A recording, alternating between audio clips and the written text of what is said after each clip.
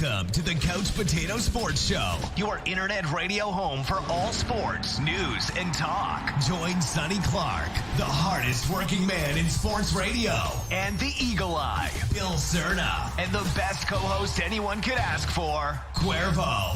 We cover it all. NFL, NBA, MLB, NHL, as well as indoor football and high school sports. Now, it's time. Here's Sonny Clark.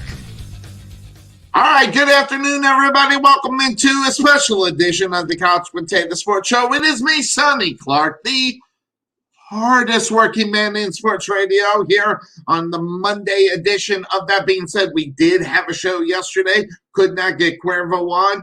Looks like Monday is a pretty good day for him, and hopefully he'll be getting in. I sent him a message. And speaking of that, let's just check the old message machine. See, I did send him a message and asked him if we were still on for 1 o'clock, which is the time that this show is on right here, or 1 o'clock.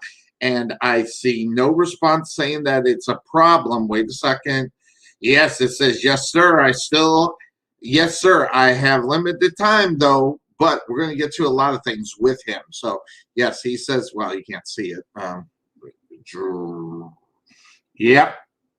So, hopefully he'll be getting in here fairly quickly. And that being said is the name of the show. And I'm going to go ahead and I'm going to start this off because the first thing I look at this morning is along the lines of what I was talking about yesterday on the show. The entitlement. And the lovely Lois even said it, is the stars are so big that things are really getting out of hand with some of them. And Bron is no exception. He just thinks that everything is all about him. He thinks that his opinion matters on everything. I would have, if I was in charge of this situation, I would have kicked LeBron James out of a gymnasium. It was unbelievable what LeBron James has done. And this is a situation where he is supposed to be supporting his son. However, when the game public announcer didn't paint his son Bronny in the brightest lights on a call, James didn't hesitate to halt the game and give the said announcer an earful. So the incident that happened was in the final minute of the the Wildcat selection 73-69 overtime victory, which they won, with the Wildcat select leading at 67-62. James stood up from his seat near the baseline to go yell at the PA announcer, who was sitting at midcourt. After an exchange of words, Bron walked past the barrier onto the court to confront the announcer face to face. Gameplay halted for a moment, and LeBron James had his say before returning to his seat. And guys, if I had time to be able to get this and bring it into the video, I would. Actually, I can do it because of what's going on with how do you say it? With StreamYard. I'm able to do it, so I am gonna do it. Hold on, I'm gonna get past the commercials and everything, so you don't have to put up with those. 3, 2, 1, and so let me hit this button here when it's done with the commercial. Skip ad, hit pause. All right, and then I got to go back to my so in order for me to do this, I got to kind of do a share thing, which I'm not great at. But I'm going to go to the share screen and go to the Chrome tab, LeBron James window, and where is it? Oh, okay, it's in a different tab. This one right here. Here we go. Watch this, guys. This This is kind of nuts. And we got one more. And McNeely is talking, his teammates is jumping everywhere. And again, this is what makes great players. These are the type of situations where make it having some now.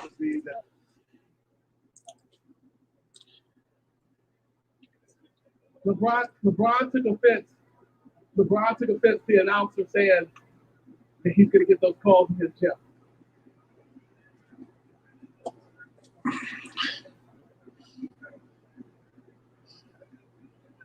So here it is, guys. The competitor in LeBron James comes out. I don't care who he is.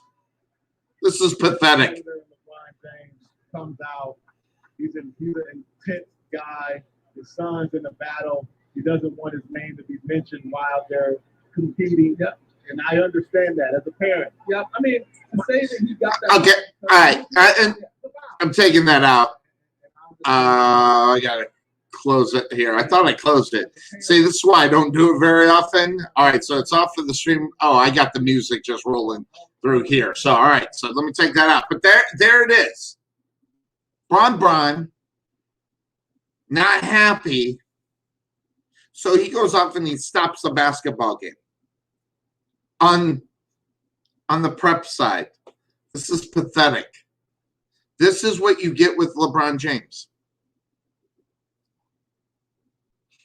And I'm going to tell you, as I've been talking about it, yesterday was a bad day on the Couch Potato Sports Show. Not for me, but just for stupid stuff that I'm calling people out on.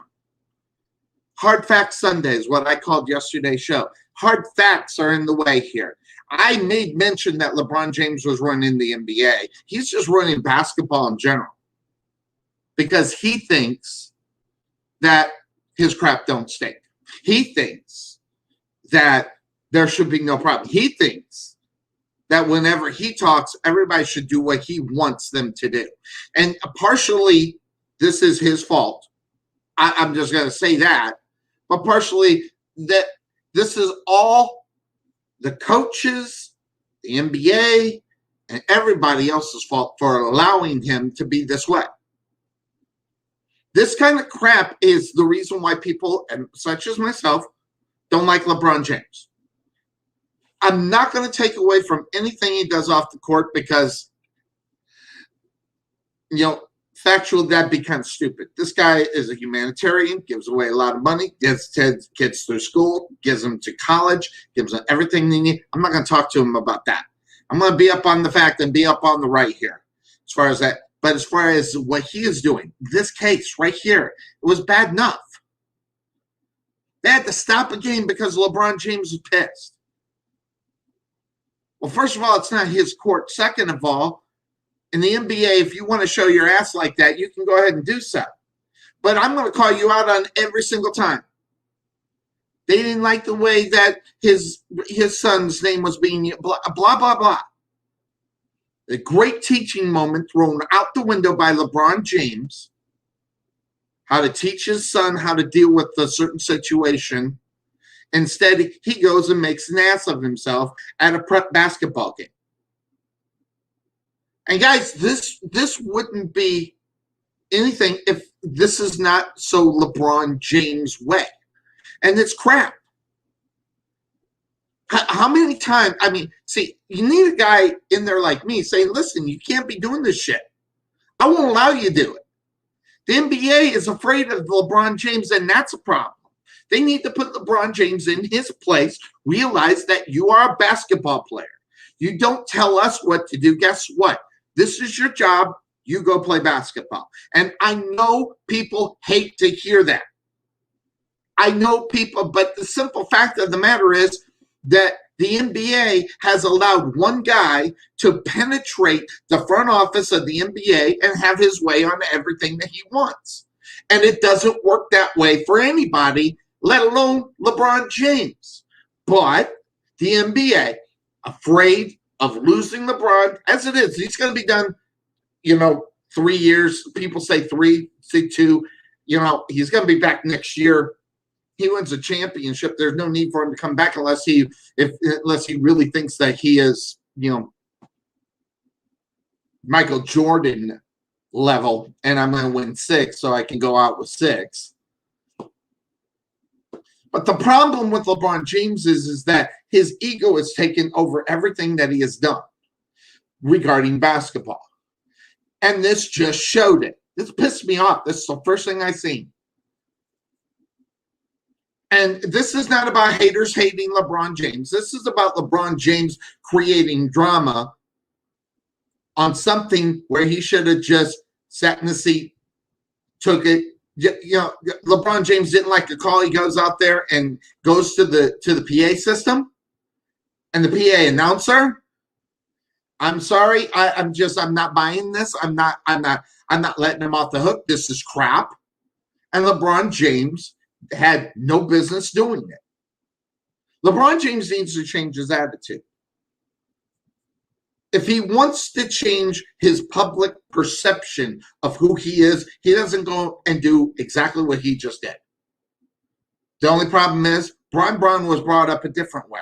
Bron got whatever he wanted. Bron on a high school level, he had the ESPN cameras there, and they were watching him play basketball, and so he was the king. He, you know, they give him a nickname called the King, and then all of a sudden, everything and anything is all about the King, and he doesn't get calls, he doesn't get the NBA, he doesn't get the most valuable player, he doesn't get this, he doesn't get that. I'm tired of it. He is the biggest crybaby in NBA history. I thought Isaiah Thomas was a big crybaby. I thought Reggie Miller was a big crybaby. LeBron James takes the freaking cake. At a prep basketball game, he stops the game. LeBron James steps out on the court, stops the game. The balls of this guy is incredible.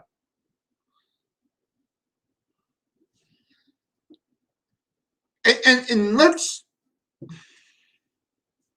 he's lucky my kid wasn't playing in that game. I would have, before he even got up there, I would have ran down there and stopped him from stopping the game and say, sit your ass down. I would have. LeBron James hitting me, I make millions. So, you know, I'd get in his face and say, listen, you're not doing that. Not one of them stopped him from doing this. Why? Because he's LeBron James? It's sad. It's a sad state that LeBron James gets away with shit like this. It really is. It's crap. It should stop. And I don't care what any superstar has to say. This was out of line. It's bad enough we got Bron complaining, you know, the hypocrite that he is. About you know, I'm telling you right now, if he was in the finals playing in the finals and winning the championship, he wouldn't be talking the smack that he is about injuries and how you don't get to see your favorite players in the playoffs. Well, guess what? They didn't win. They're not there, which kind of puts a little point on this whole thing about the NBA's rigged. Maybe not. I hear that story all the time. The NBA is rigged. Maybe not. Got the Phoenix Suns going for the championship. Fantastic. Love it. Love it. Love it. None of the big names are going to win. And they're going to fall back up on this crybaby bullshit that, you know, we weren't there. We were hurt. You know what? The other guys seem to make it through. Just because LeBron goes down, just because other guys go down, Kawhi and all these other, you know, that's why they didn't win. Well, guess what? Life's a bitch. You know, I grew up on that statement my whole life. And the fact that it has not made its way with the new school of people makes me sick. Life's a bitch. You lost. You were hurt. So if you want to hang on the excuse that you didn't win the championship because you were hurt or someone was hurt or a vital person was hurt, go ahead, hang on it. You didn't win it just as much as you didn't win the MVP this year and or last year when you really thought you should have won it 2 years ago in some guy up in Minnesota who no one ever heard of anything. He just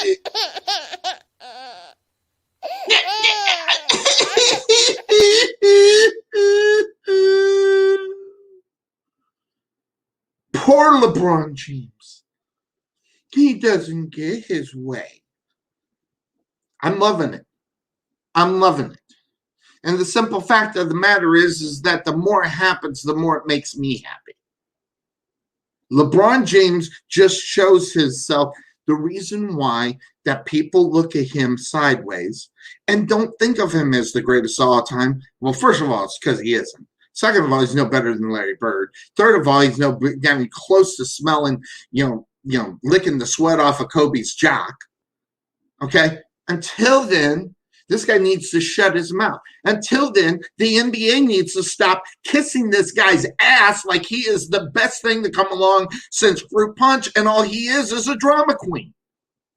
I've seen guys on the football field get nailed and get up on their feet faster than LeBron James did when he's out there throwing himself all over a basketball court, not hurt, acting like that he got the biggest major injury he ever had. The guy's the biggest drama queen, and you can't tell me differently.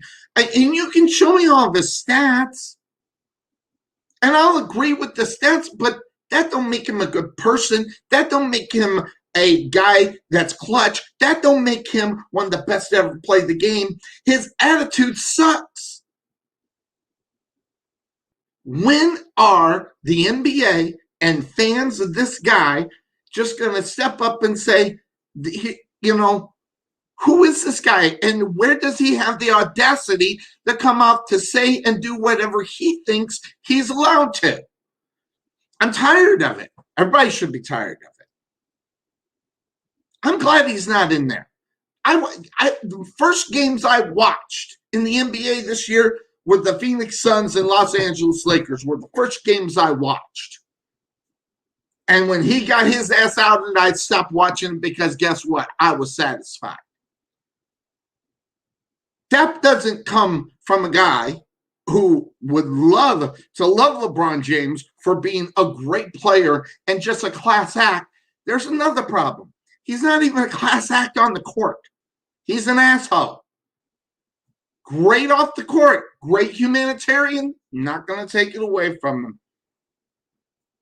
But how long is it going to be before the NBA puts a stop to this? How long is it because, LeBron James walks up on a prep court and no one confronts him and says, go sit your ass down? How come we're not doing this? I would have. If I was in that stand and LeBron James, knowing him the way I know him, did that, I would have been the only one to stand up and go sit your ass down. Who the hell do you think you are?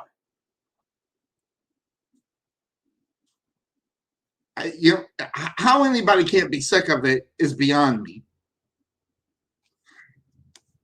I don't know, guys. It's going to be very, very, interesting offseason in the NBA on what happens with him. So, what's his excuse going to be next year when the superstars get hurt, when they come back in their regular time and they still get hurt? I'm sorry, it's not when LeBron James talks, people listen. This is not E.F. Hutton. And if you don't know the reference, go look it up. Pathetic. Absolutely pathetic. And what a way to start off a great day. Waking up, I got the day off, and the first thing I get in sports is Bron. Acting like an idiot. And maybe all the money in the world has made him that way. Maybe he thinks he's better because he has all the money. And it is what it is. See, I don't put up with that kind of crap. And it could have been anybody here in Dallas doing the same thing, and I was there, and my kid was involved with something, and let's just for classic say, Troy Aikman walks out on the court saying, yo, what's going on? I tell Troy Aikman to sit his ass down. Ask me if I think that's acceptable. Think so, Jim. Of course it's not. But hey, he's got. But that's where we're at with LeBron James. And by the way, it's not going to change until someone stops him. And that's coaches, that's owners, that's the NBA. When we want your opinion, we'll ask for it, Brian. Until then, shut up.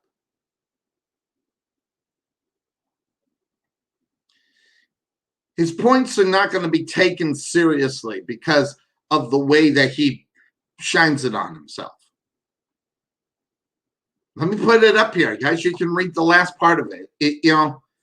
It's insane. He says it's insane. If there's one person that knows about the body and how it works all year round, it's me. Oh, like you're the only one that ever played this game, LeBron. You're the only one that ever played up on a high level, LeBron. You're the only one. I speak for the health of all of our players. Really? Do you really? And I hate to see this many injuries this time of the year. Sorry, fans. Wish you guys were seeing all of your favorite guys right now. Well, guess what? If you're a Phoenix Sun fan, you're seeing your guys.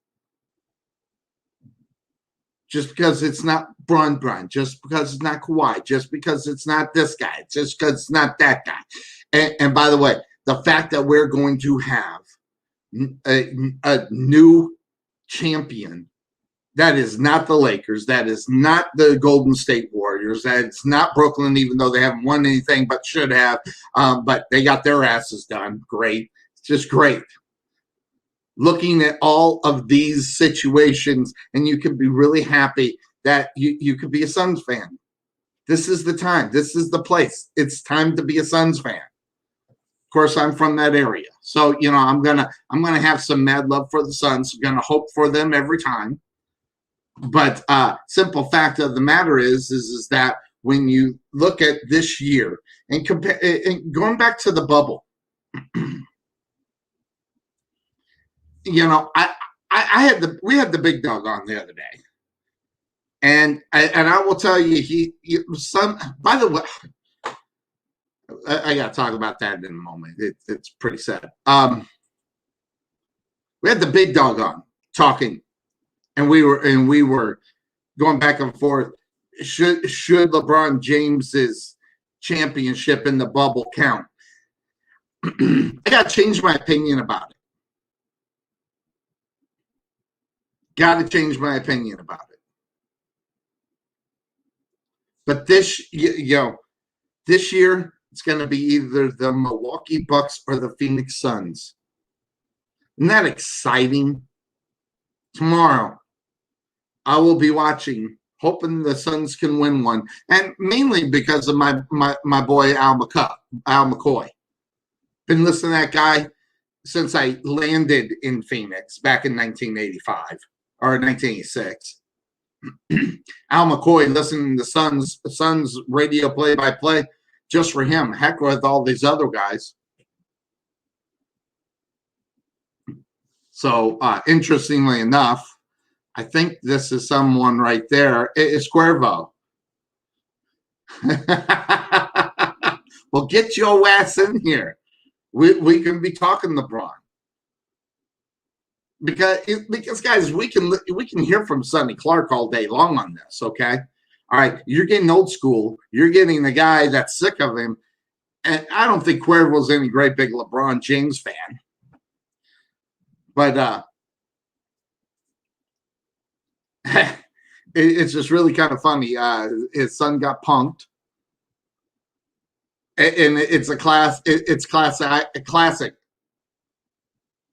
And what I'm going to try to do here, copy. I'm going to try to download. So by the time Cuervo gets in here, we can put this video out there. Because I will tell you, and it just goes to show when you think that you're the cat's meow, you think everything has to go your way. And not only just for yourself, but in this case, it was for his son. And there goes, and yep, I'm getting the download on it, and I will upload it. Should be interesting to see what Cuervo has to say about it. But LeBron James and his situation, good, bad, or indifferent, guys. LeBron James, listen, 5 minutes getting the laptop started. Why? Get the phone. Get the phone. So I'll be able to do that. In the meantime, since he's 5 minutes out, what we'll do is we'll take our first break. By the time he gets up and running, we'll be all set and ready to go. So we'll do that. We'll go into our first break here on the Couch Potato Sports Show. When we come back, we'll talk a little bit more LeBron. We'll get Cuervo's opinion on it, see what he thinks about it, and should be good. So we'll do that. We'll take the quick break here on the Couch Potato Sports Show. It's our Monday edition. Thanks for hanging out with us on a Monday. We'll be right back. This is Sonny Clark, radio voice of your Rowlett Eagles, letting you know about RowlettFood.com. Do you want to have dinner delivered, but you don't want to use Uber Eats? Contact someone locally that can do the same thing at a better price and faster. All you have to do is pick a restaurant on the list at the website, tell us what you'd like to order, then check out, and you'll have your food within 25 to 45 minutes, depending on distance. Check out RowlettFoods.com for your next meal at Raising Cane's, Golden Pod, Ponchos and Lefty, and more. Give us a call at 972-408-8002 or check us out on the web at RowlettFood.com. This is Sonny Clark, radio voice of your Rowlett Eagles, letting you know about Landon Huey and 19 Ministries. One of the things we want to do is we have this idea, the name that's kind of sticking right now is Rowlett Revival. And we know that there are a lot of hurting and broken people across the city. Out of a population of 60,000, there's close to 40,000 that aren't saved. And we want to do like a Wednesday, Thursday, and Friday where we'll bring in a guest speaker, and he's just going to share the love of Christ. And we want to connect people in the city up with churches, and where they can find a healthy church family and find people that believe in them and find a God that loves them. Jesus came for a broken world, and man, he loves and cares for everybody in the city. And so we're excited about that. We're working through details right now, but our vision is to see God's going to reach a lot of people. So make sure you contact Landon Huey at 19 Ministries at 972-835-8665 or check them out on the web at 19ministries.org or uniterowlett.org. This is Sonny Clark, radio voice of your Rowlett Eagles, asking, are you looking for a new home? Want to know what your house could sell for in today's market? Then you need to contact Realtor Jeremy Morgan with Ray Hubbard Real Estate Group at Keller Williams Rockwall. Whether you're buying, selling, leasing, or investing, he can help you get where you need to be. Visit RayHubbardRealEstateGroup.com or make an appointment today by calling 214-236-2914. That's 214-236-2914. Jeremy Morgan with Ray Hubbard Real Estate Group, Keller Williams Rockwall. Find out how Merchant Masters DFW, specializing in small business companies, can help you save money and protect your customers' information with our credit card processing and point-of-sale systems. In 95% of our cases, our services save our clients money. So, what makes Merchant Masters DFW different from all the others? It's an integrity-first approach to each client we work with so you receive the very best, including financial savings, lowest possible rates, superior technology, and improved support. So claim your free audit at merchantmastersdfw.com or contact John Beeman at 262-339-5470 for more information. That's 262-339-5470. Merchant Masters DFW, different from all the rest. Ever want to know why Bill and I look so great on our broadcast? Check out K West Designs on Facebook to find out why. Check out all the samples that Kelly has got up so you can see, especially if you have that special occasion that needs something original, something designed, something that just says, This is our moment. Check out K West Designs on Facebook or give her a call at 469-601-5856. That's 469-601-5856. Again, K West Designs. Make yourself look original or different or just something just for you. K West Designs.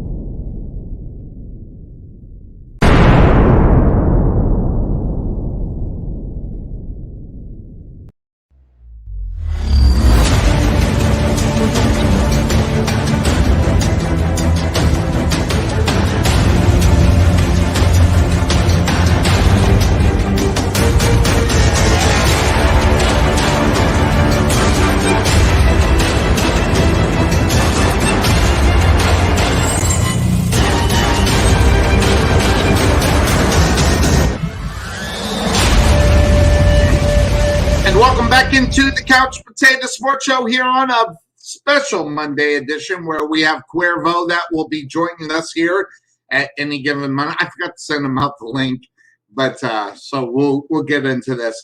But until he does, I'm going to go back to the video, and this is LeBron James at his best or worst, whatever you want. Here it is. And we got one more. Oh. And McNeely is talking. His teammates is jumping everywhere. And again, this is what makes great players. These are the type of situations where we're having some discrepancies at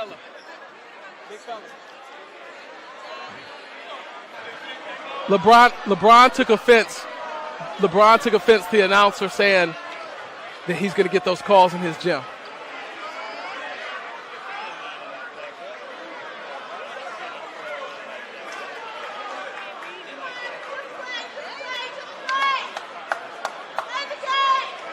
The competitor in LeBron James comes out. The competitor in LeBron James comes out. He's an intense guy. His son's in the battle. He doesn't want his name to be mentioned while they're competing. Yep. And I understand that as a parent. Yep. I mean, say that he got that foul because... No, he drew that foul. Yeah. It's a foul. And I understand that. And as a parent, if I'm watching my daughter play and she's competing, I don't want you to mention my name. Just allow her to compete. Don't put me in fouls. And here he steps in left, right, steps into his shot with confidence. All right, so there it is. I'm going to say I don't care what the PA person said or the announcer. I can't decide if it's the announcer or the PA that gets that call because it's there. And I even get the point of where that probably shouldn't have been said, but that's not LeBron James's place. Building's named after him, great, but I know I'm going to lose this argument. I know lots of people look at this and go, well, he really shouldn't have done that. The PA guy or the announcer or whatever. And I'm going to sit here and say I agree. What I don't agree with is LeBron James making it about him. Getting out on the court. So what? It's about his son. Let his son handle it. Son's in high school. Okay? He's grown up enough to handle his own business. But you don't do that because you're LeBron James. He only did that because he was LeBron James. Like, I've been reading, if that was anybody else, they would have hauled off in handcuffs or kicked out of the building. But since his name's on the building and everything else, there we go. He gets away with it. And I don't know about anybody else, but I'm tired of it. I'm tired of him. I'm tired of everything has to be about LeBron James more so than about the game that's there. And he goes there and he makes it about himself. He had no business doing it. It's really classless, big time. So the fact that he decided that he was going to go that route and do what he did, because no one was going to stop him, he knew it. And again, is it the money? Is it because no one's going to mess around with him, doing whatever he's doing? Probably. So, it's there. But some other things going on as far as sports are concerned, and I want to get to them because the big contract was signed. Trevor Lawrence signs a $36.8 million rookie contract with the Jags, clearing the way for him to attend the start of training camp in 3 weeks. So good, bad, or indifferent, the Jacksonville Jaguars have their guy. And I'm going to go back to what I said before. The Jaguars starting this guy is probably the right thing to do based upon Gardner Minshew. And he's out there still, Gardner Minshew, and I think that some folks want the Giants to go get him. For what reason? I don't necessarily know, I guess, if you want to back up. But right now, the Jacksonville Jaguars are where they are. The Jacksonville Jaguars, in a tough division of football, have a chance of winning that division of football or even making the playoffs like I have to lose 100 pounds in 3 months. It'll never happen. But it is what it is. But that means, you didn't know? In case you didn't know, it's Cuervo on a special edition of the Couch Potato Sports Show, Monday afternoon. How you doing, Cuervo? Good to see you, my man. Yeah. Right. What's up, Sonny? The Hulk Hogan call. Gotcha. Hey, you got some. I like it. So, how you doing, man? I'm doing good, Sonny. How you been? How was your fourth? I'm actually doing pretty good. Feeling pretty good. Did you see the video? I missed the video. Well, since you're here and I'm capable, LeBron James, did you hear about him going on the court? Going on at a prep basketball game that his son was playing in? I did see that. Yeah, you did see. Here's the video. And we got one more. And McNeely is talking. His teammates is jumping everywhere. And again, this is what makes great players. These are the type of situations where we're having some discrepancies.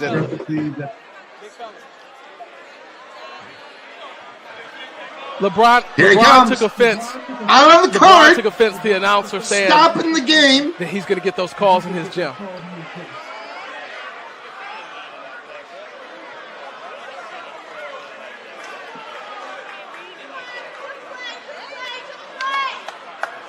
At a high school basketball game where his son's playing. LeBron James comes out. Their competitor and LeBron James comes out. He's an intense guy. His son's in the battle. He doesn't want his name to be mentioned while they're competing. Yep. And I understand that as a parent. Yep. I mean, to say that he. All right, so there it is. Okay, and I even get the point. I am old school, Cuervo. I sometimes will let a point go by me, and I completely get the point of this whole thing. As he explained at the end of that video, his son, but in case anybody don't know, LeBron's son was playing in the game. He got that call, and I don't know if it was the PA guy or the radio play-by-play guy or whatever who said that he got that call because it's his building. He's got his name on it, and he's LeBron James's son. I'm not blind to the fact that probably should not have been said. But with LeBron James walking out up on the court, I think is actually worse than the statement. I think your son is old enough to handle his own business as well. So, Cuervo, you're looking at the situation, hearing all the things that are being said about it. What's your take up on LeBron James stopping the prep basketball game to yell at a PA or a radio play-by-play guy? I honestly don't know what to make of it, Sonny. I just think it's a weird situation. The video, I don't know. My laptop's not the best. So was it like a foul that got called or something? Or? There was a foul called on his son or for his son. He was driving the basket and he got hit. And I guess the PA announcer said that he's going to get that call in his building, and that and LeBron heard it, and so instead of maybe handling this a different way, like is handling that situation after the game, he chose to stop the game. He chose to go out on the court. He chose to do it. And I'll tell you what I told everybody else before you came on. If my son was in that game and LeBron James went and did what he did, I would have been the only one that would have stood up in front of him and said, go sit your ass down. And I would have been the only one doing it. And maybe it's because I'm sick of LeBron James. Maybe I'm sick of all the ego. Maybe I'm sick of everything goes his way. Maybe I'm sick of even the building being named in his name. But stopping a basketball game, it's inexcusable. And I don't even care what was said about Braun's kid. So, he's taken it to a point. This is not good for him in reality. What would have been better for him in reality, of course, hindsight's always 20/20, right, Cuervo, is to address this after the game and take care of that after the game instead of interjecting yourself in a game that had nothing to do with him. His son was in it, but it had nothing to do with LeBron James. So, I just feel he was out of line and this is the kind of things that people like me will look at and go, who the hell? This guy's got balls that are bigger than the Eiffel Tower, for God's sake. He does what he wants, when he wants, why he wants, and he doesn't give a care. So in reality, it's his fault. It's also his coach's fault. It's his high school coach's fault. It is the coaches in the NBA. It's the NBA front office letting this guy do whatever he wants, whenever he wants, and no one stops him from doing it. And so things like this will continue on. Yeah, and that was going to be my point, Sonny, is that even if you had an issue with a call that was made during the game, you address it after, yes.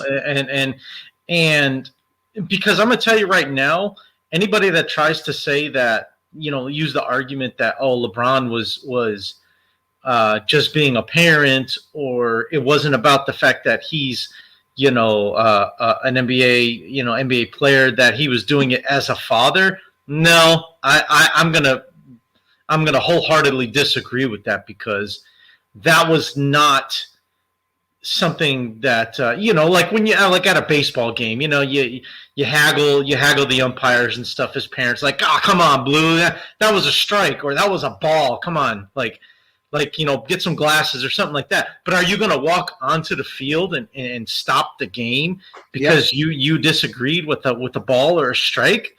And let's just say, just because we're just for the sake of argument, let's say it's Trevor Bauer's son, right? And you disagree with the pitch, or he disagrees with the pitch. I mean, I do outside the line. It's outside the lines. I mean, it's outside the norm of any parent that I've ever seen. We see parents go out and do things like this. This is not the first time, but the simple fact of the matter is those guys either get ejected or arrested. This guy hops out of his chair, goes back and sits down. So you also got the double standard of who he is. Do you know who I'm at? Do you know what building we're in? This is the house that LeBron James built, and that's exactly what it was. But at the same time, it's not great. And here's another thing. It also teaches his son the completely wrong thing. Instead of letting his son handle his own business, Daddy's going to come save you. Daddy's got to step in, and it's just crap. Right. And it's crap that's not stopping. Now, as far as LeBron James is concerned, since we're talking about, I talked about him yesterday since, you were fashionably not here, but putting this up right here, this is about injuries in basketball. And he's talking, this is 3 tweets. They don't let him get that long. So I put all 3 of them together and put them in one, but it's at the end of this thing that really just kind of gets me. It says it's insane. If there's one person that knows about the body and how it works all year round, it's me. Okay, like he's the only one that plays basketball, plays sports. Okay, all right. I speak for the health of all of our players and hate to see this many injuries at this time of the year. And then he goes on and says, sorry, fans, wish you guys were seeing all of your favorite guys right now. Like there's no Buck fans, right, Cuervo? There are no Buck fans, no Sun fans. So the audacity of this guy, his ego is so out of control. And what it's doing, Cuervo, it's ruining. By the way, just to let everybody know, it's ruining the game. In reality, it's ruining the game when you got that much influence as a player and the owners aren't doing anything about it. The coaches are not doing about it. And the worst part of all is the NBA is letting him do whatever he wants to do, say whatever he wants to say with no repercussions. That's a problem within itself as well. And until they get that under control and stop this guy from being this way, and just because he's Bron doesn't mean that you get the special treatment that you think that he thinks he deserves in reality. Sonny, reason number 10,000, and I lost count already, why I will never respect him and why anybody that tries to say that he has taken over as the GOAT, you might want to go check yourself in the mirror. Go take a hard look in the mirror and reevaluate yourself as a person, because absolutely that is something that you would have never seen from any of the greats of the past. None. Of course, I mean, me being the biased person that I am, and I'm not afraid to admit it, I am biased. I grew up in Chicago, okay? Mm-hmm. We all know where that's going. Mm-hmm. So, but here's the deal. That last sentence, you know what that's, and I don't know if you've said this, Sonny, and I don't know if you're going to like throw your hands up and say, this is why you're my co-host, Cuervo. Okay. But here's the thing. That last sentence where he says, sorry, fans, wish you were seeing your favorite players right now, that to me says he is absolutely 100% sour that his team got knocked out in the first round. Absolutely. And he wants to blame it on injuries. And he wants to blame it on injuries when in reality, those are things that are unpredictable. Last year, he wasn't complaining when they cruised their way to the finals in a short season, right? And people want to question, well, is it a legit championship or you know, but you won't hear LeBron say, yeah, like we won, but it was a short season. Did we hear LeBron say that? No, of course not. Because it feeds his ego, like you said. LeBron James, and you're going to get a lot of hate emails for this, Sonny, so get ready. LeBron James is the absolute definition of a narcissist. You heard. Yeah, I said it. Yeah. He is a narcissist. And I agree with him. The NBA allows it. And the NBA allows it to happen. Absolutely. That's what is wrong with this league, and that's why I don't watch basketball anymore. It's the only reason why I watch is to watch LeBron James go down. After that series, I haven't watched another game. I am going to start tomorrow because I want to see the Suns win the championship. You know, I'm a Phoenix boy, so I want to see the Suns win the championship. Hell, I only know one guy that's on the team, but I still want to see him win. But the fact that he has the audacity to come out and say you're not seeing your favorite players, that just makes me want to puke. It makes me want to bitch slap him when I see him, if I ever see him, you know, that kind of thing. But here's the funny thing about this whole thing. This guy wouldn't be flapping his lips if he figured out a way to get to the championship and got around the Phoenix Suns, and he wouldn't be taking one word or talking about one word about injuries if he was there, and we all know it. So right, even with injuries, had the Lakers won and advanced, he'd have no problem with it. Like, you know, we're taking on the championship. I got 5. Is that what it would be? 5?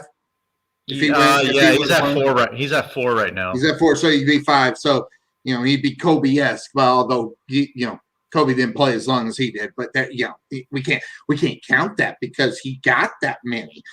What about the time? I mean, how many years did Jordan play? And he won 6. Okay, how many 14. years is he beyond Jordan playing in the sport right now in the NBA? I think he's got him by 4 years now. Is it 4 years? That many long? That's how long he's played. How long did 4 years? Jordan play for 12 years? 14. 14. LeBron James is just finished his 16th, going into his 17th. Oh, but we can't compare them based upon 16 years, right? Yeah. Anyway, it's so pro LeBron. It makes me want to puke. Sonny, LeBron's at 18 now because he got drafted in 03. Holy you're kidding me. He was drafted in 03. Everybody says he's going to come play 3 more years. I don't know how he's going to do it, have enough gas. But listen, I get it and I understand it. And I will even go to the extent to say he's the best player today. But, some guys are – no, listen, I'm sorry. I made a mistake, which is not uncommon on this show. But Stephen Curry is the best player in the NBA right now. All around best player in the NBA right now. And listen, all you got to do is look at the pure talent that this guy has compared to LeBron. And not only that, his dynasty that he went on with the Golden State Warriors. Now, granted, he had some of his guys too, so he kind of did a little bit of the LeBron, but not so bad anyway. But he had help. There's no question that Stephen Curry had help. But as far as best basketball player right now, I'm still on Stephen Curry. Now, granted, my hate bias for LeBron might have something to say about that. But I'm telling you right now, Stephen Curry's going to win a championship before LeBron James does. And that's, if they make some moves like they're supposed to, and get a couple guys, get them all set, we could be talking about the Lakers and Golden State in the in the Eastern Western Conference Championship, and that wouldn't be a crazy thought, So I don't know.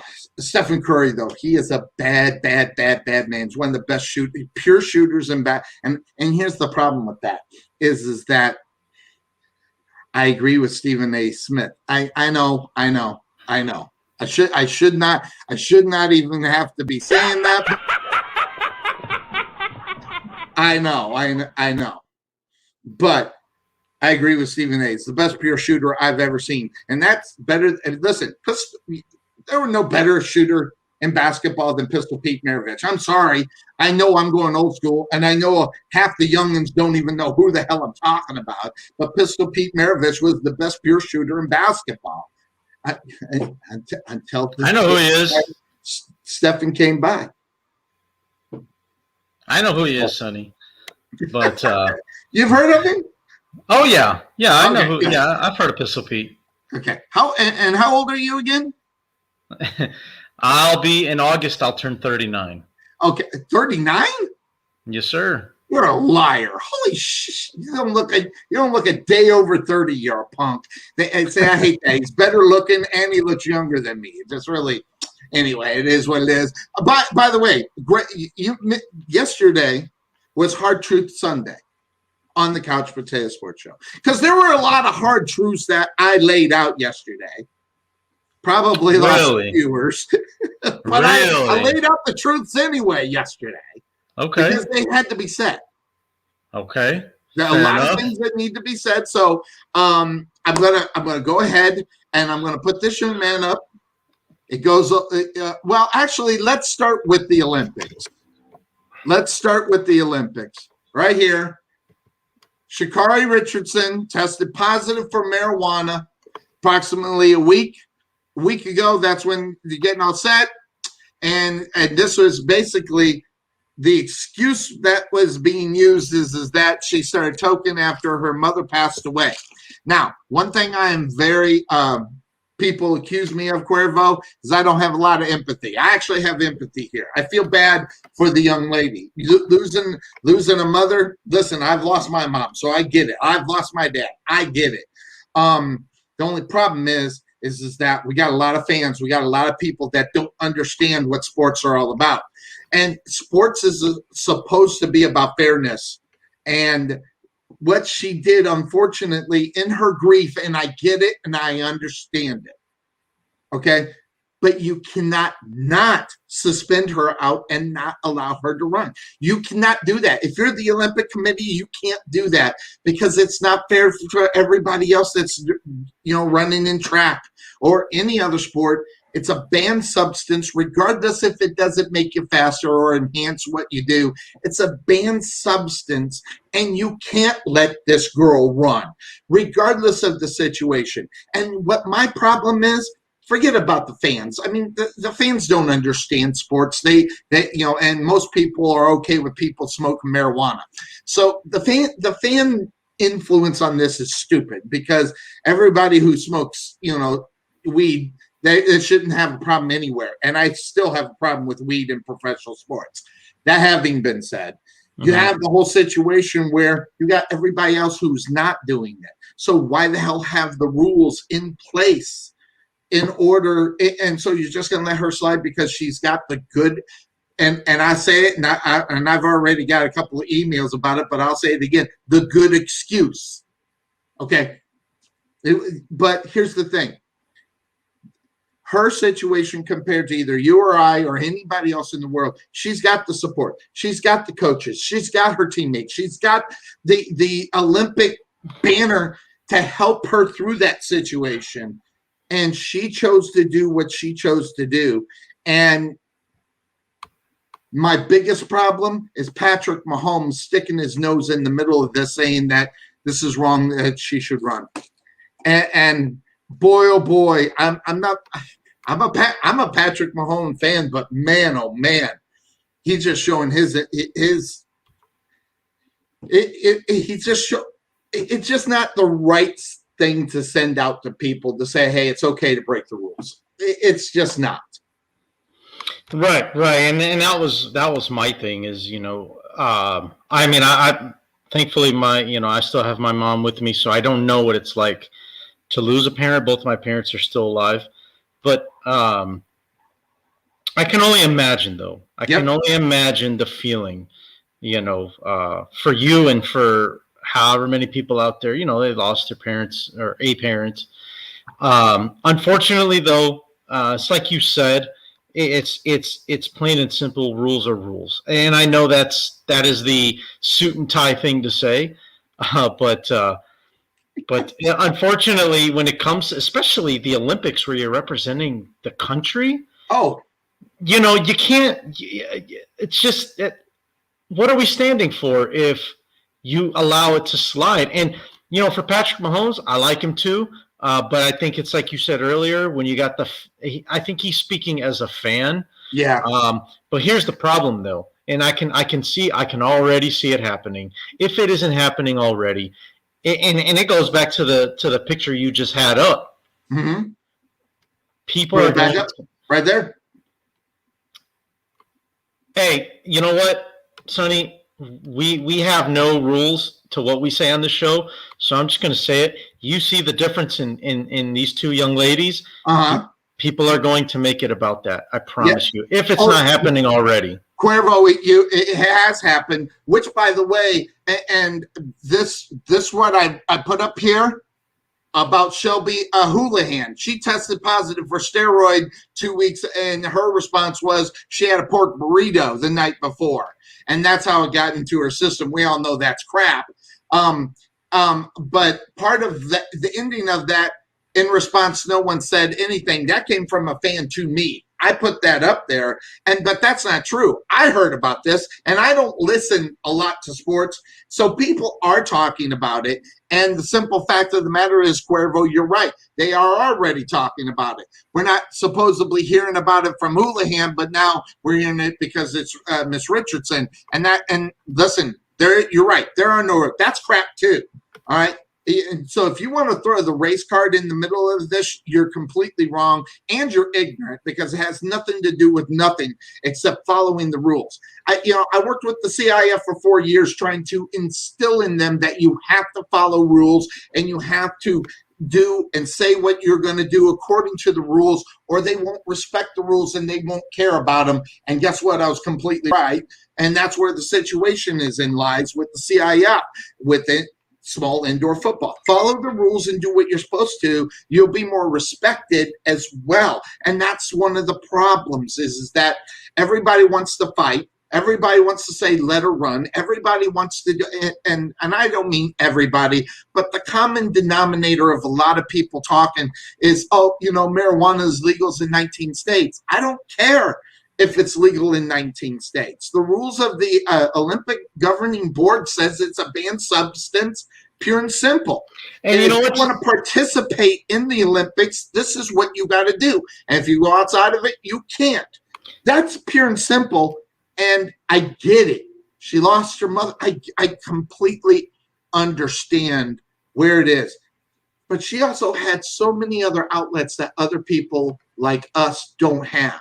She don't have coaches. She don't have teammates. She has coaches. She has teammates. She has doctors within where she trains. She could have easily got the right type of treatment to help her to where she could stay running in this thing. And the fact that she did it, and also her statement says it all.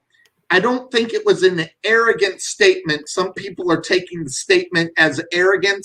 I don't. But she said, listen, I knew it was going to happen. I took it anyway.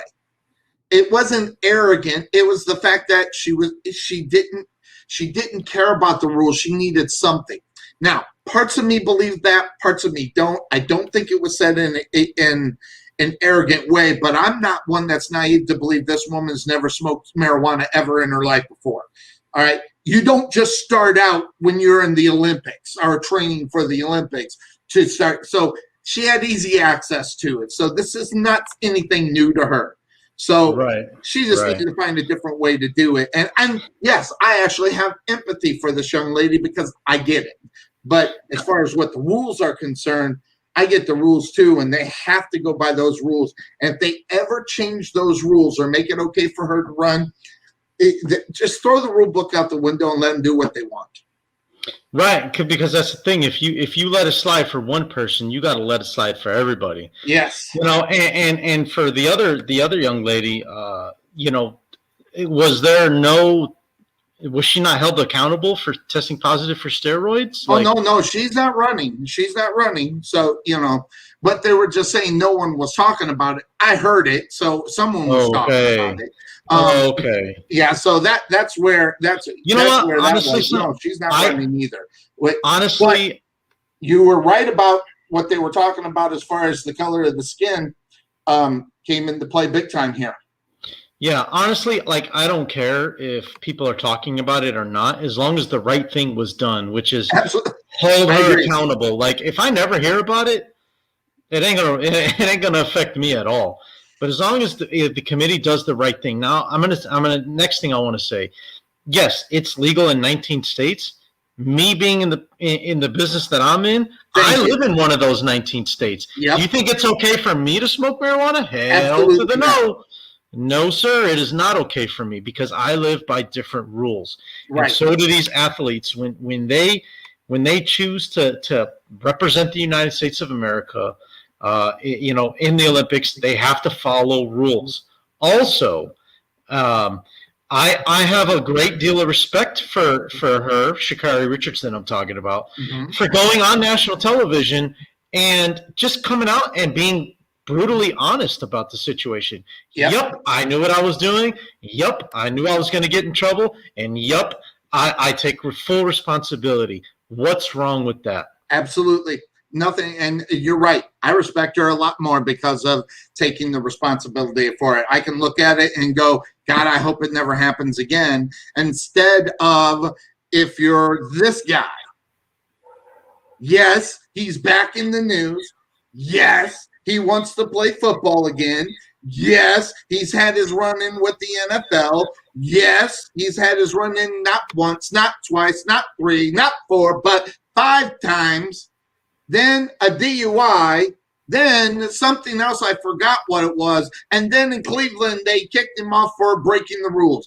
And Josh Gordon wants to play in the NFL again, Cuervo. When is enough enough? The NFL is making themselves look like the rules don't matter. And that's the reason why you have to, have rules and everything else. But if you're just going to let them back in and play, the rules mean absolutely nothing. The NFL is dropping the ball. They fumbled the ball not once, not twice. Okay, if you want to let him back in after 3 times, wonderful. But after that, this guy's got to be gone and not allowed to play anymore because of what it sends to all the other players. That it's bad enough that all the players know they got a 3 strikes and you're out kind of thing. But you can actually foul some off in reality and stay in the pitch before you strike out. And that's that. And the Josh Gordon thing, him reapplying, and this kid's going to play. You watch Cuervo. This guy will play sometime this year. And it'll be sad. It's pathetic. Yeah, it is, Sonny. But, honestly, I think the NFL needs to learn from this. Yeah. And for Josh Gordon, I think – look, here's what I would do if I was the NFL. I'd let him back in, but I would make it the most brutal, most difficult, most, just almost impossible process for him to finally get back in. I would make it as difficult as I could. They tried to do that, Cuervo. In 2020, this is my notes. You can't read it, but this is my notes. They suspended him again because he violated the terms of him getting back in 2020. No, that's not what I mean, Sonny. What I mean is, I if I was the NFL, and this may sound a little harsh, but I would have to make him do so much, improve it so much, for that he wants back in the NFL, that it'll teach him, damn, if I screw this up, there may not be a chance I get it's possible that I don't get another chance. I would ask for so much of Josh Gordon. I would make him test every day. I would make him get 10 character witness statements, whatever. I would make him jump through so many hoops because of all the ass pain that the NFL has gone through, to continue to keep reinstating this guy back into the league. That's what I'm saying. Just make it such a difficult process to where it's either A, he's going to be like, I'm never going through this again. I'm not going to screw this up. Or he just quits on it and is like, you know what? It's not worth it. I don't want back in the NFL no more. That's what I would do. Yeah, and that's what I meant by 2020. He already quit on it because after the 8th time, you would think that would have been the final straw. So he couldn't even handle the terms that were probably not as strenuous as you're asking for. He couldn't even handle that. And yeah, I'd make him pee in the cup maybe twice a day. Whatever the case may be. But this goes back to the entitlement of certain guys. If they don't ban this guy, then the NFL is going to have problems. This is opening Pandora's box for bad behavior from football players because guess what? They make so much money. Them missing a year doesn't hurt them. It doesn't hurt them. I mean, maybe does it maybe cut into their lavish lifestyle? Yes, but it's not like they're going to be homeless. That's the problem. If they make so much money that, well, why not? Let's give it a whirl. Let's see if I can get away with it. And if I do, great. If not, it'll cost me a year, and then I can always ask for reinstatement and go back to making more money. It's pathetic. I mean, the whole thing is pathetic. It's just a wrong thing. It's a wrong signal, and the NFL's gotten it wrong. 8 times. 8 times with this. Okay, 7 with the NFL, 1 time with the Cleveland Browns, where they just said, "You got to go." So 7 times. It's unbelievable. Now, that being said, Cuervo, the entitlement, hard. Listen. These are hard to. Josh Gordon should never be allowed to play football again. Simple in the NFL. Done with that. But then now, what are they doing in college now, Cuervo? They're going to start giving guys money. And as soon as guys were getting money, guess what? We had Reggie Bush resurface. And he wants to have all his records and the Heisman given back to him after accepting the $300,000. Let me put this up. Here it is right here. This is what it is. He took $300,000, which we all know was more, Cuervo. Let's just be honest. $300,000 is just what they can actually prove. We all know it was more, but he also wants his records and the Heisman Trophy returned to him. And this goes back to that entitlement thing, you know. Yep. You know, I should be allowed to do it. And the simple fact of the matter is that those that are on those boards, they need to stand up. I don't think so, Jim. They have said no to Reggie Bush, and he's pissed because they now have decided that they're going to start getting players money. And he's like, well, why shouldn't this grandfather back me when I came into the league? Nuh-uh. I'm not buying this one neither. And listen, I don't necessarily have anything against Reggie Bush. I don't care. So more in the fact, the guy made millions of dollars playing football, so you can't say that he wasn't successful in the athletic arena, you know, to where he hasn't been. But he wants his records back, but he broke the rules. You can't have those back because just because the rules have changed now in 2021 doesn't mean that you get a free ride on the other one. And again, Cuervo, keeping it fair for everybody. Not everybody is taking money, believe it or not. Although, you know, I'm a pessimist. I think there's a lot of rule breaking, but not all of them are getting money. And again, $300,000. That was only a partial of what was reported, Cuervo. It's probably million, maybe $1.5 million. Probably, you're probably right. You know, but I guess my thing, what do the rules say? Is there a grandfathered period, or is it just effective immediately type thing? Like, I guess that's my question, because you're going to have, you know, everybody. Not just Reggie Bush. Yeah, exactly. You know, guys like Vince Young is going to come out. You know, Reggie Bush is going to come out. Oh gosh, I mean, hell, we may even hear from Johnny Manziel again. Why not? Yeah, they can play. Why not? Why can't I play? Yeah. Yeah, you know, I mean, who knows? Who knows who else will come out and ask for their handout? You know, guys that have been on the covers of the football games, you know, the basketball games. Yeah, I mean, guys like, you know, Tim Tebow might be the one that doesn't ask for anything. That's just not who he is. Yeah. You know. But you know, I think Vince Young was on it one year. Yep. The guy from Boise State was on it. I just know because I used to play him. But right, there's many we could talk about. I just don't know them off the top of my head. Yeah. Mm-hmm. So, you know, I don't know. It's just, you know, Hard Truth Sunday was easy to get through. But, you know, I also I'm self-righteous. No, I'm not. I'm just, you know, I just want a fair playing ground for everybody. And keep it fair for everybody. If they change the rules in 2021, doesn't mean it overrules. That would be like saying anybody who had a marijuana conviction, all those convictions go away because it's legal now. You know, those don't go away. I mean, so you got a conviction. They were against the law at the time you did them. Whether or not you should or not is not even the point. So you can't do it, but it is what it is. Now, Cuervo, interestingly enough, we don't talk a lot of baseball on this show. Not a lot. Mm-hmm. Unless we have Lenny Melnick or Andrea on or somebody that knows it. But I'm going to put this up. I don't know if you've seen this, but man, oh man. I say Florida, but it's now Miami Marlins.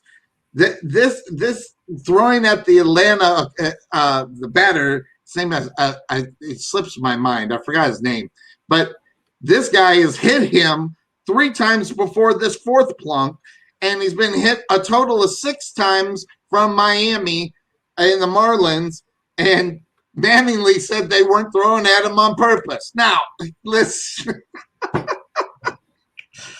Oh, man. I watched the whole video, and then I watched another video with people reading lips on what they said, and it just even got more funnier when you knew what they said. And because you knew it was bullshit. And Don Mattingly's never been one of these guys that, that didn't believe in the unwritten rules of baseball. In fact, he participated in on many of them. But, interestingly enough, this guy, first pitch, beam, he's gone, and everybody's outraged. Why is everybody outraged? This guy, yes, he pitched him high and tight, but it's either one of 2 things, Cuervo. Number one, he didn't do it on purpose, okay? That's what it was, or he didn't, okay?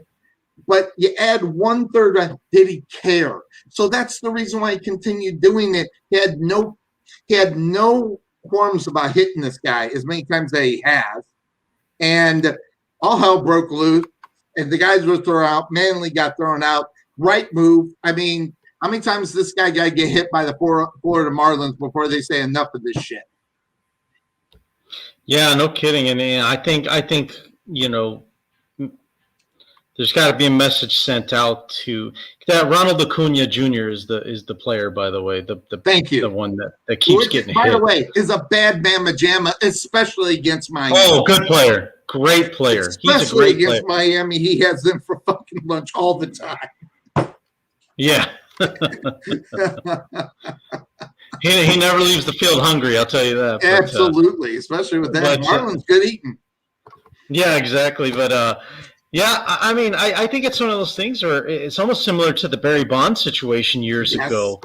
I think and all 29 teams, I think, need to be put on notice. If you see it, it's hard because you can't really know if it's intentional or not. I just think that, especially if it's a pitcher that's never faced him before or doesn't really have any type of past involving Acuna Jr. But, I think we both know, I think a blind squirrel can see that was a bold-faced lie, that it wasn't on purpose. Right. So, but it goes back to what I was saying, Cuervo.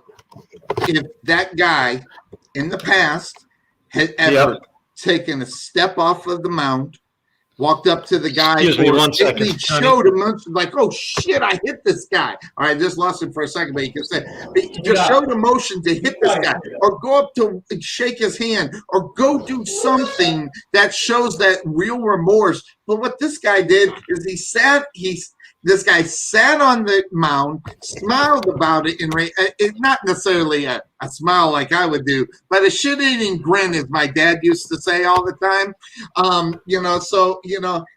No remorse whatsoever. If the guy stood off the mound, walked up, or went up and tried to shake his hand, no one would question the motives on what was going on. And the unwritten rules of baseball are really hot and heavy here, because the unwritten rules of baseball don't allow this to happen, and that's the crap story about the whole thing. Yeah, exactly. And it's like you said, the oh crap factor. Like, it's like they hit them and then they wait to see, like, okay, am I going to get thrown out? Am I good? Like, what's the umpire's reaction? Yeah, exactly.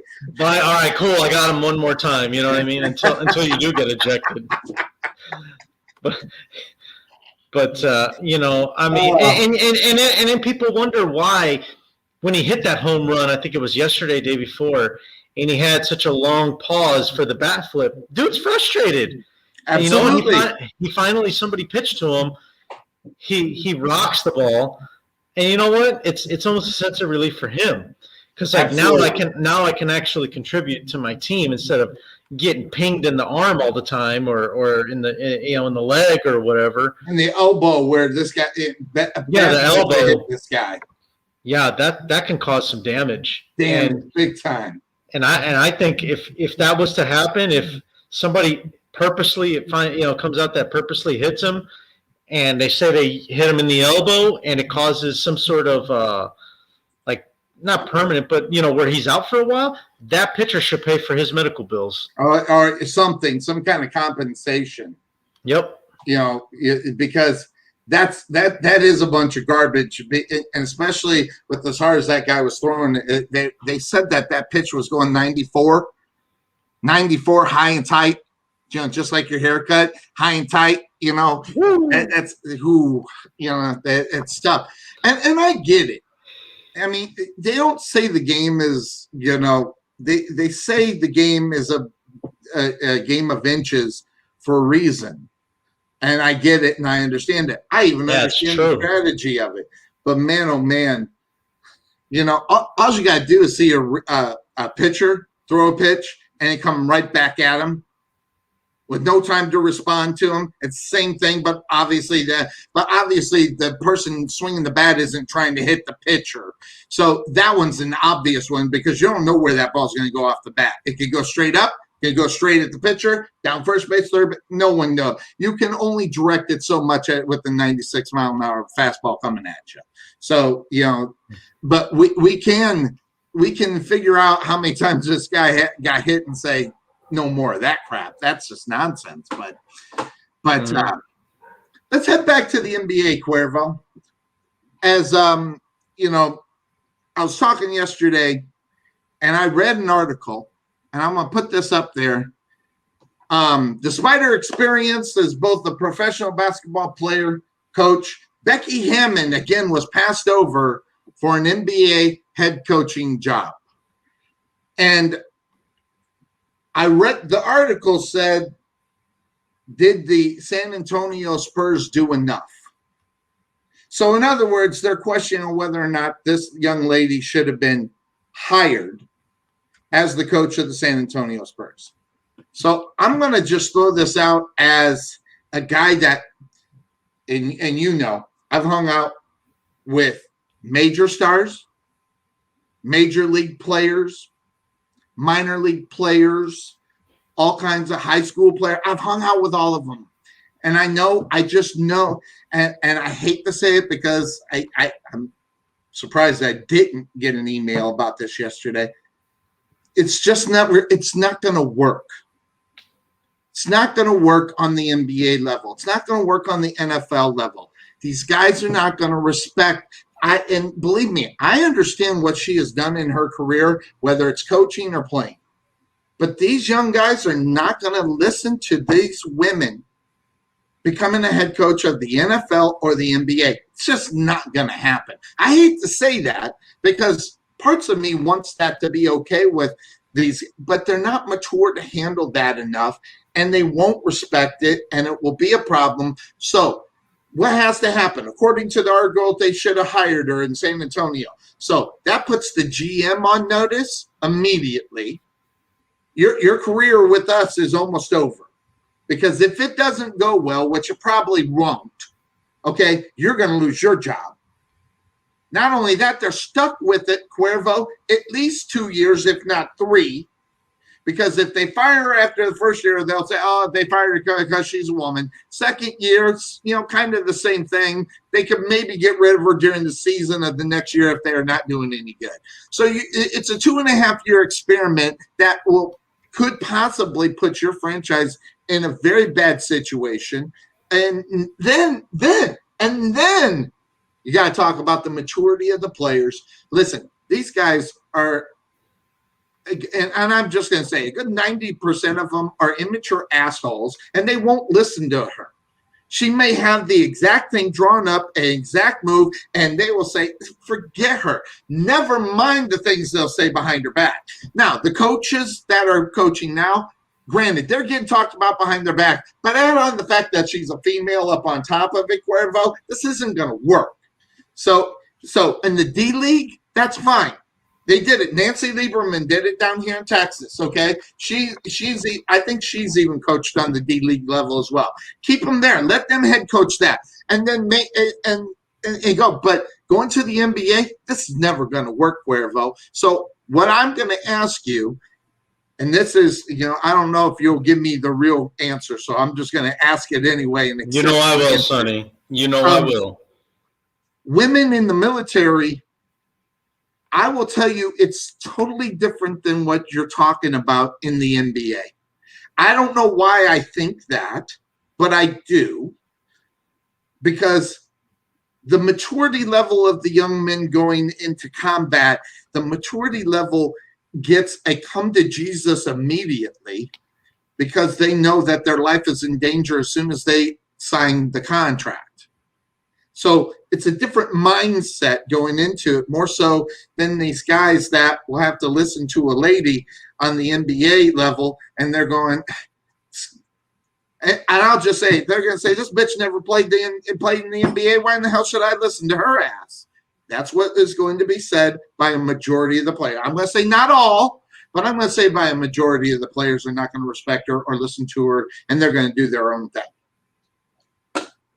Okay, well, let me start off by talking basketball, and then I'll get into the military part. Okay. So basketball, it doesn't matter what level. Maybe it does a little bit, but whether it's NBA, WNBA, college, basketball, the game of basketball is the game of basketball. Okay. I don't think terminology changes when it comes to certain I don't think so. Plays or certain types of defenses, certain types of offenses. It's all the same terminology, right? Pretty much. Schemes, certain schemes that you run, pretty much all the same, right? Pretty much. My point is, whether she's played in the NBA or not, first of all, there is a WNBA, and yes. I don't think we should discount that. But my point is, basketball is basketball. Okay. If she knows the game, she knows the game, period. It doesn't matter if you've played in the NBA or not. So that, and I'm saying that because you made the comment about how guys are going to be like, well, you've never played in the NBA, so we're not going to listen to you. You're right. And those immature dudes are going to say that. And, they're not going to show the same respect that they would a male coach, because they're just gonna feel like they can run over her. Exactly. And that's where things can go sideways. It can go very sideways. Now, on the military side, I've worked for a lot of females in my life, in my career, and I'll be honest. There are times where you do question things sometimes, because they don't think the same sometimes that a male does. But that doesn't mean I don't listen, that I don't respect her. Yes. And sometimes it's just human nature to be like, why does she want this done this way? And you could talk about it, whatever. That's right. The relationship you have between you and your officers in charge. Right. Matter of fact, I work for one right now. My commanding officer, Sonny, is a woman, and I will always carry out her orders, whether I agree with them or not. And I have the right to question them if I want to, in the sense of, I don't know if that was the best idea, but I will still do what she says. I will still carry out the orders that she gives. So, that's my take on that part. So to answer the question of, in the military, does it happen to where they get disregarded or I'm assuming that's what you're asking. Well, I'm assuming it happens, but I think what I was saying is more in the fact that it's more accepted from a woman in the military side of it, based upon the consequences of your job, which means you could lose your job. Not lose your job as your wealth, but your life. So there's total different type of maturity when you walk in the military, knowing that you could lose your life by not carrying out certain orders, regardless who gives it to you, compared to the NBA, where these guys are making probably 10 to 12 times more than this woman ever will. And look at it and listen, I've been in the locker rooms. I hear what they say. Listen, it just won't work. And I hate to be a hard nose about it, or hard fact Sunday, that is just the maturity. Well, I'm not saying all athletes are that way. I'm saying a good 90% of them are that way. And that is where the difference between the military and the athlete are, because of the maturity that it would take to take the step into the military, more so than play basketball for a woman where, and again, never mind the fact she's a woman, never mind what they'll talk about behind their back. It's worse for a woman in reality too. Most athletes don't have the maturity to be able to handle this. Now, again, if you want to put her on the D League, I think that's a great place for them in reality, and then make the change from there and make it a common thing if that's what you want to do. Have a woman in charge of a D League squad. It may be 20 or 30% of the teams have a woman basketball coach. Probably not going to happen, but that's where you started. And there have only been 2 women coaches on the D League. Nancy Eber runs one, she's the other. There's not enough there, I think, especially with NBA guys, especially you think, I don't know. I probably shouldn't go to LeBron James.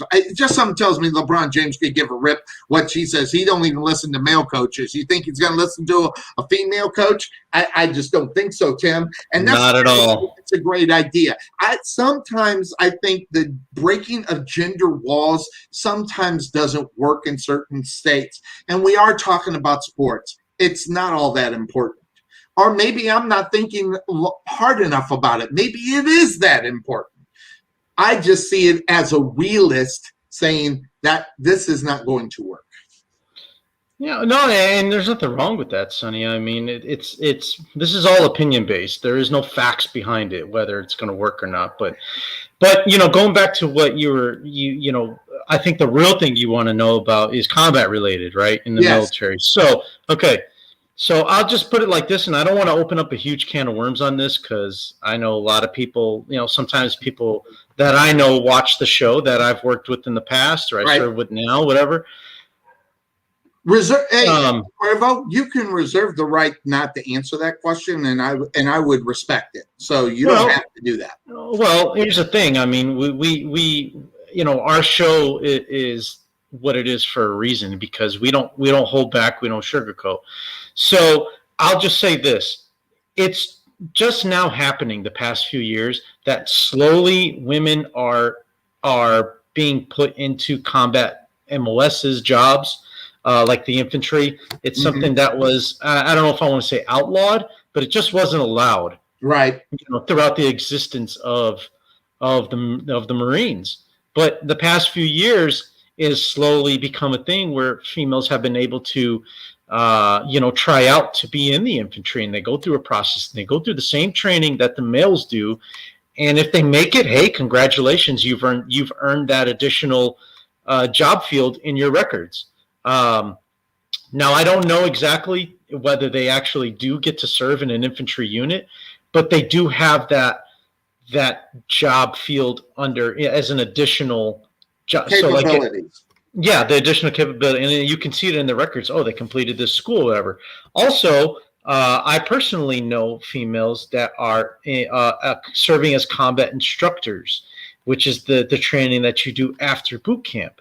You learn about the different weapon systems that we use and stuff like that. And there are females that do that, and I have a great deal of respect for them. So those things have happened.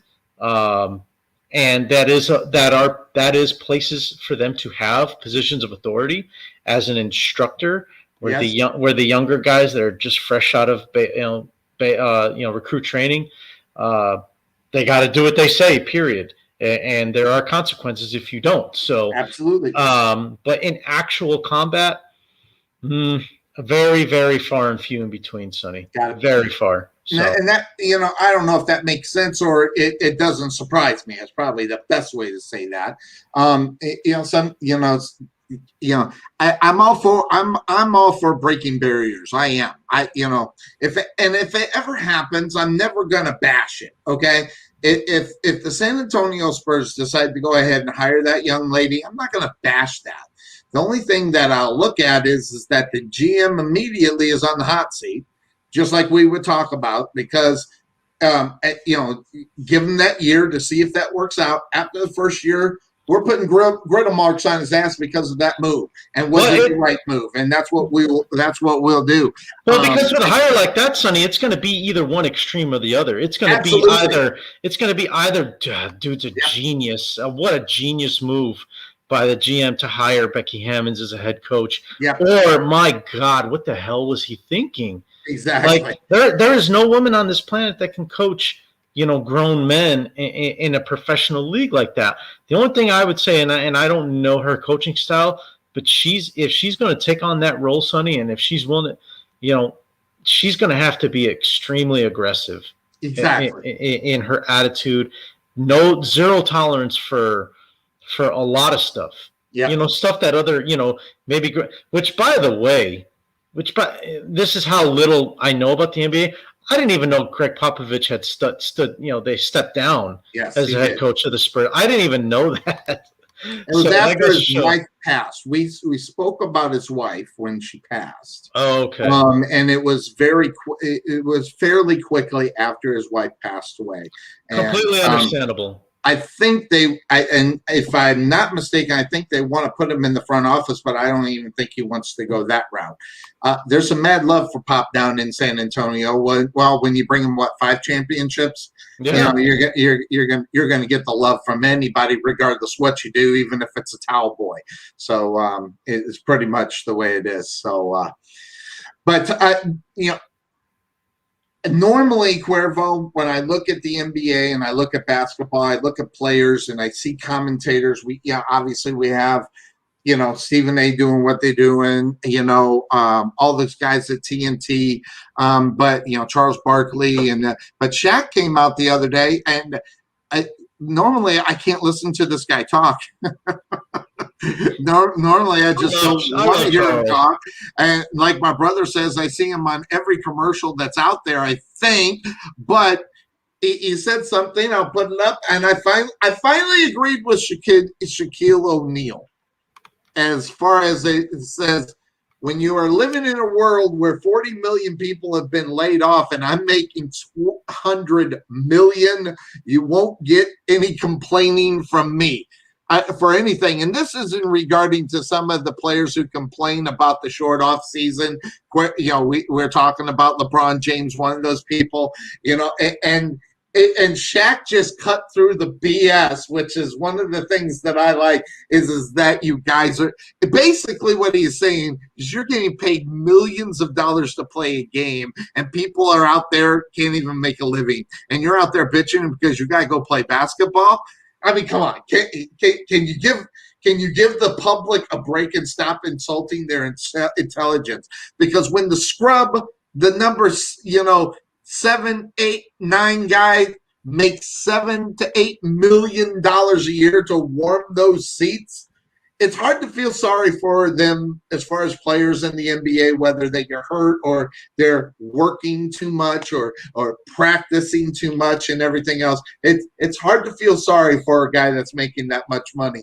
And I saw where Adam Gase, just kind of throw it because I forgot to make Adam Gase, just in case you didn't know it, is now a coordinator on a high school football team. You want to talk about a drop from glory, but he made all his money. Yeah, high school. I'll look it up. I saw it the other day and I just thought it was funny. But this is a guy that made more money being a coach, so it's hard to feel sorry for Adam Gase. But yeah, he is a high school football coach. Let me see if I can find it here. Yeah, offensive coordinator. This was 5 days ago for a local high school team, and where he lives.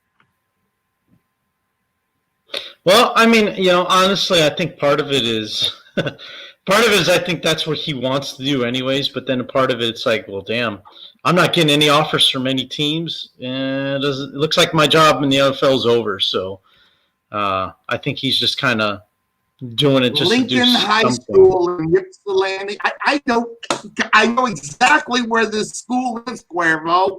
He accepted the job at Lincoln High School in Ypsilanti, Michigan. When I was a young man, I lived in Michigan. And I know exactly where the school is because we played them when I was playing basketball. Up in the Michigan area. So, but I know where that is. It's weird. Yeah, he must be from there or something. Yeah, he probably lived there, for a long time. So, by the way, look at what's going to be scrolling across the bottom of the screen here. Odell Beckham Jr. is calling for a boycott of the Olympics unless Sheree Richardson can run. Okay, cool. Next.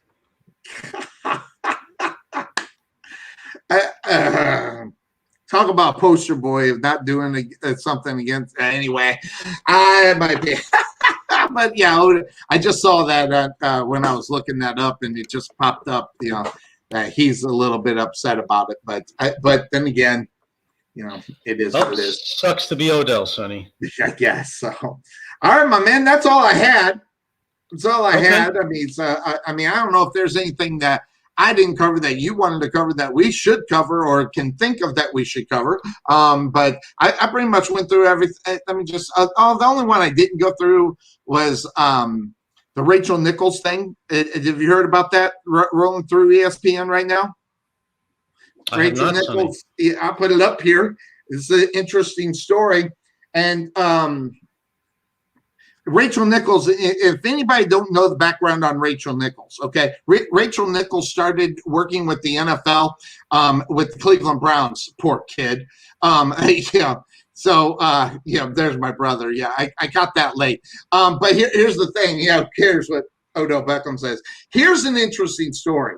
And by the way, just to let everybody know, I talked about this yesterday, and I am on Nichols' side. Here's the situation, and you got to remember context because, by the way, a lot of people are calling her racist, and they shouldn't. The simple fact of the matter, Rachel Nichols had it written in her contract that she was going to be on the desk in the NBA Finals for this year and last year, okay?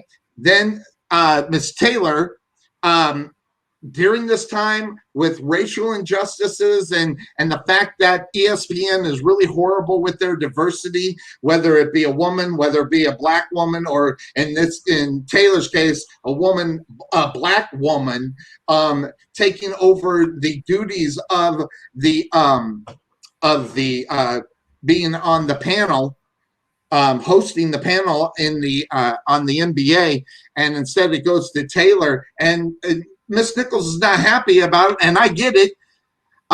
She says, "Wonderful, let her do and wish her all the success in the world, but it's not going to be at my expense," is what she's saying. She's got a contract; she should have been sitting there, regardless what has been going on or the horrible racial diversity that ESPN's got going on in their system, whether it be a woman, whether it be a black woman, or whatever the case may be. But Rachel Nichols is not having it, and I actually. That it's a very bold statement that she is making. It's, by the way, and those that are calling her racist, you're completely wrong. She's got it in her contract. It's not like she's talking and saying I should have the job. This is in her job contract that she's doing it. Instead, she's replaced with Taylor, and she's not very happy about it. And I don't think I blame her. I mean, I wouldn't either, Sonny. I mean, just because, see, here's the thing. It seems like nowadays all you got to do is complain a little bit or say, oh, you're being racist, and you get what you want just like that. What kind of world are we living in now? What kind of society? Is that all it takes now? So, I'm offended that I don't have $10 million in my bank account. Is Chase Bank going to come and deposit $10 million into my account now? No, probably not. Probably not. So, why is it that all it takes is just a little. That's not fair, and then you get what you want. Exactly. So you don't have to work for anything nowadays. By the way, Rachel Nichols handled this perfect. Although she probably won't get her contract renewed because of it, she put it at the feet of the ESPN. Because not only, Rachel Nichols has got to deal with the fact that she's a woman. Okay, that's bad enough, but she's got her opportunity within her contract and everything else. They make the move to bring in Taylor based upon the fact that they got a contract. Now, I don't think this is not a question about money because the woman got paid. Whatever was in the contract, she got the money. Now, granted, she didn't get the accolades of being at that desk, which, by the way, I'm telling you right now, with the right woman doing it, and Rachel Nichols is one of them, okay, there are not many that can really sit in that seat and give really solid, facts and opinions about it. I use the example of Colin Cowherd when he first went over to Fox and he had that blonde girl in there and she was just dumb as rocks when it came to sports. The girl that's sitting there now, I can listen to her all day. So that's where Rachel Nichols is. She is that girl that's sitting with Colin Cowherd now. She knows her shit. She knows football. She knows basketball. So does Taylor. ESPN was going through a tough time, with the racial inequality and everything else. So they had to step it up, and they booted her out to it. And she has a right to be pissed off. And it's not racist. It's contract. It's business. And that's where it all boils down to. And a lot of people are all over Rachel Nichols, and they got to give this woman a break, which, by the way, it'll be the best thing that'll happen to her because if they don't renew her contract, she'll be right over there at Fox anyway. So she's going to be fine. But that's not even the point. Just because she's going to be fine does not mean that she shouldn't have a right to come out and say, listen, not at my expense. I've signed the contract to do this. So, no, she's not going to take it. No, and I'm not happy that it happened. And that's a tough stand to make in today's world right now, Cuervo. Yeah, it is tough because it's hard to prove that, when you are upset about something like that happening, it's hard to prove that it's not a racial thing. Right. In the case, for Rachel Nichols, it's hard to prove that she's not upset because Maria Taylor got it. Or is it because of the fact that her contract said she was supposed to do it? And that was, to a lot of people like, oh, what's the big fuss? Well, listen, if you understand the business, when you get those type of gigs, it sets you up for even bigger gigs in the future. Absolutely. Bigger opportunity. You think Trey Wingo and these guys who do the NFL draft now, you think they just last week they were making copies for Chris Berman? No. Yeah. He had to work his way up. Adam Schefter had to work his way up. Chris Mortensen had to work his way up. Rachel Nichols is trying to do the same thing. The best guy out there doing it. I don't care how great Schefter is. Before Schefter, there was Chris Mortensen. Yeah, and before Chris, I don't know about before Chris Mortensen, but around that time was what was his name? The real thin dude with the glasses. Oh gosh. I shouldn't have brought him up. I can't think of his name now, but I'd have to go back. He's an older guy. Brent Musburger? No, not Brent Musburger. I was going to say, I don't think he was an insider per se. But Musburger was good too. Musburger was good. Oh, Musburger was great.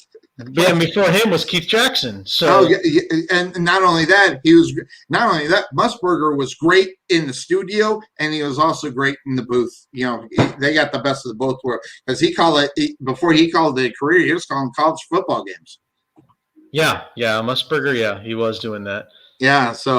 But yeah, I'm proud of Rachel Nichols standing up for what is right for her.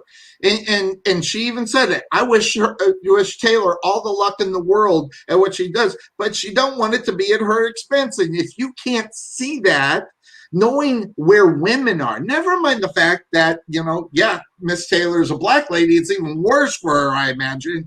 But still, she has to fight against the odds to get where she was. Again, remember, she started off as a Cleveland Brown beat writer. For God's sake, don't forget the graphic for the last 15 years, okay?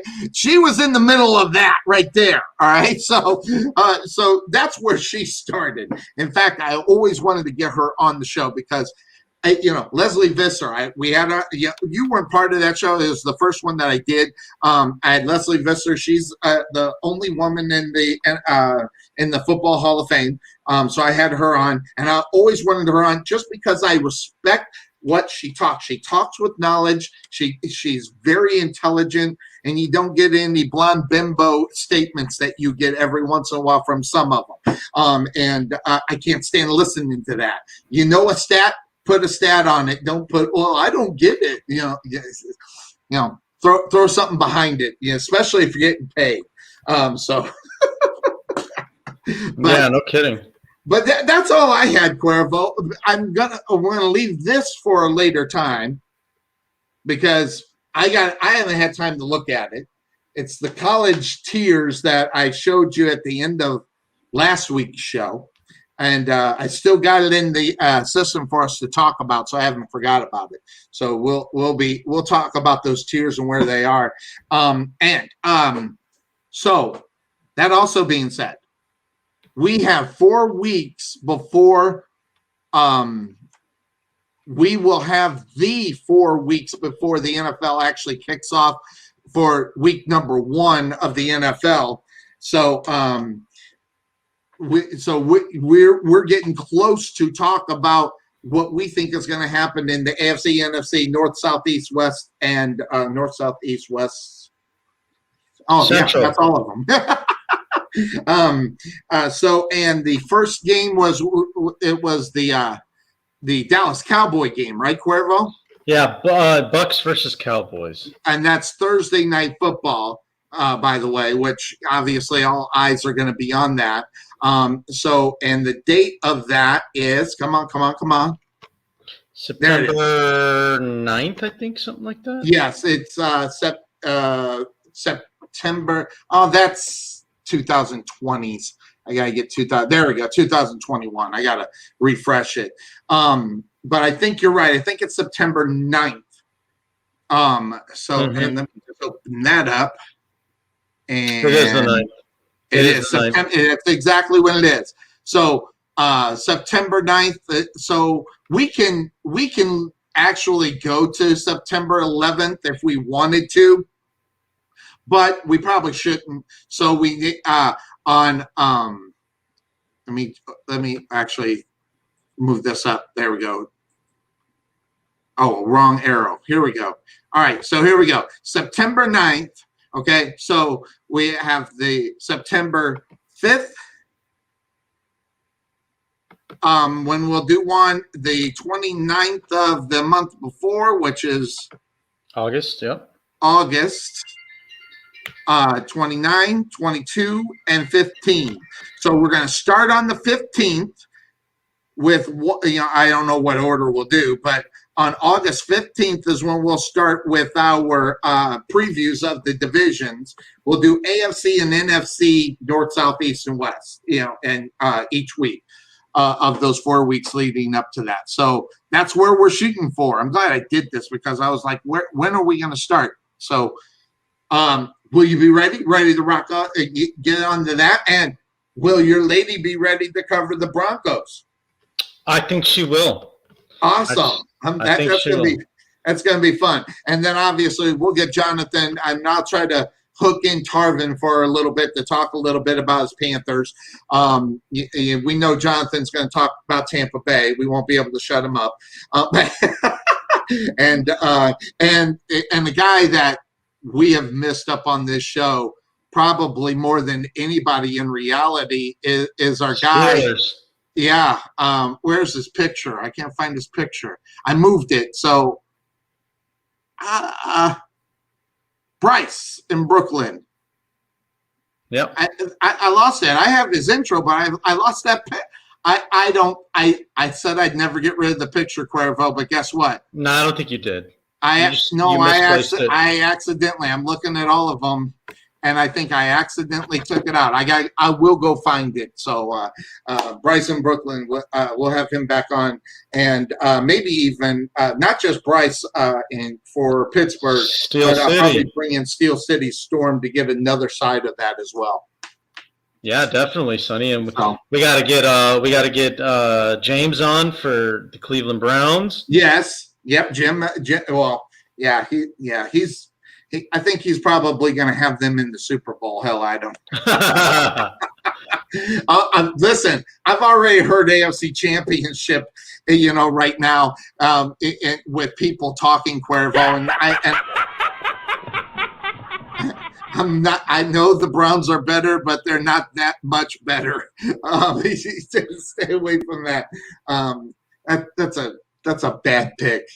Browns in the AFC Championship game. That's a horrible pick.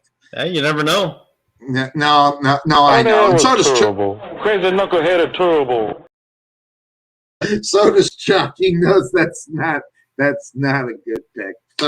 So that's when we'll start on August 15th with our week 1 and of covering the divisions of football. And so we actually got a little time. We got about a month and a half before we got to jump into it, Cuervo. Yes, sir. So We'll get it done, Sonny. Yep. And so now Mondays are working pretty good for you, it seems like, too, right?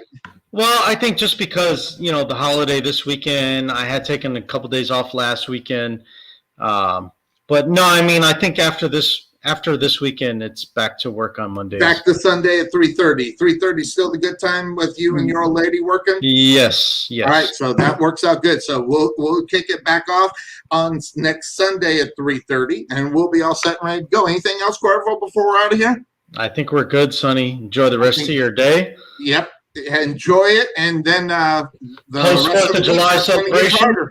Yeah, it always does. Yep. So we'll see everybody next Sunday. For Cuervo, I'm Sonny Clark. Everybody have a good day. Take care, everybody. Bye-bye.